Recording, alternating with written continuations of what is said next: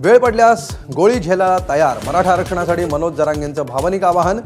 एका दिवसाच्या परवानगीवर आक्षेप, कायदा सुव्यवस्थेचं पालन करण्याचं हमीपत्र। आरक्षणाचा निर्णय घेताना ओबीसींवर अन्याय होऊ देणार नाही, मुख्यमंत्र्यांकडून भूमिका स्पष्ट। जरांगेंच्या खांद्यावर बंदूक ठेवणाऱ्यांचा फायदा होणार नाही, मुख्यमंत्र्यांनी ठणकावलं।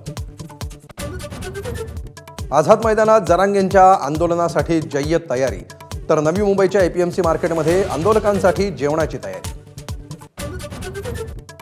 जरांगेंच्या आंदोलनाच्या पार्श्वभूमीवर ओबीसी संघटना आक्रमक। शनिवारपासून नागपूरच्या संविधान चौकामध्ये राष्ट्रीय ओबीसी महासंघ साखळी उपोषण करणार, गरज पडल्यास मुंबईकडे कूच करणार।